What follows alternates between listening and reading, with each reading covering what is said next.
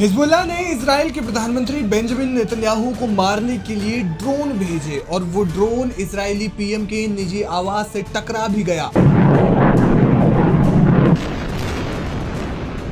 गनीमत रही कि उस समय बेंजामिन नेतन्याहू घर पर नहीं थे, वरना इसका अंजाम कुछ भी हो सकता था। लेकिन अब इजरायली मीडिया ने एक बड़ा दावा किया है। जहां इजरायली मीडिया ने दावा किया है कि शनिवार को हुए इजराइल पर ड्रोन हमले में लेबनान के साथ साथ ईरान का भी हाथ था।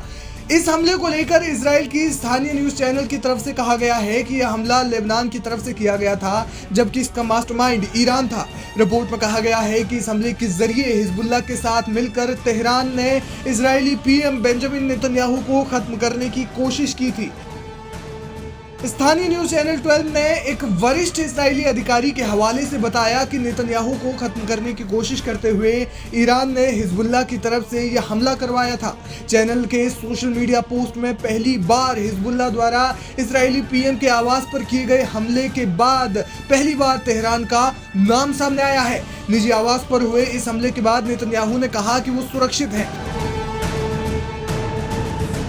उन्होंने कहा कि हमारी सेना ने 2 दिन पहले ही याह्या सिनवार को मार गिराया था। आतंकवाद के खिलाफ हम अपनी लड़ाई जारी रखेंगे। हमला हो या कुछ और, कोई भी चीज मुझे अपने देश की रक्षा से रोक नहीं सकती। हमले के बाद इजरायली पीएम के ऑफिस से जारी बयान में कहा गया था कि इस हमले के दौरान बेंजामिन नेतन्याहू और उनकी पत्नी मौके पर मौजूद नहीं थे। उनमें से किसी को भी चोट नहीं आई है। इस हमले को लेकर इजरायली सेना ने दावा किया कि लेबनान की तरफ से आए इस ड्रोन के जरिए एक इमारत में विस्फोट किया गया। इसके अलावा 2 और ड्रोन्स भी इस इलाके में मिले थे, जिनको इजरायली सेना ने नष्ट कर दिया था।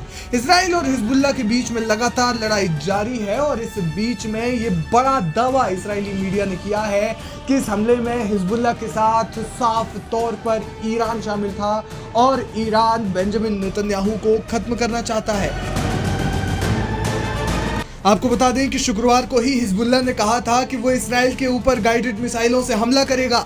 हमास चीफ याह्या सिनवार और हिजबुल्लाह चीफ हसन नसरुल्लाह की मौत के बाद ईरान और हिजबुल्लाह दोनों ही बौखलाए हुए हैं। इजराइल भी लगातार किए जा रहे इन हमलों में जवाब में लेबनान में हवाई हमले कर रहा है। पिछले महीने ही इजराइल ने लेबनान की जमीन पर अपनी सेना भी उतार दी थी, जो अभी भी लगातार हिजबुल्लाह के लड़ाकों से सीधी जंग लड़ रही है। शुक्रवार को इजरायली सेना की तरफ से कहा गया कि उसने हवाई हमले के जरिए हिजबुल्लाह के क्षेत्रीय कमांड सेंटरों को नष्ट कर दिया है।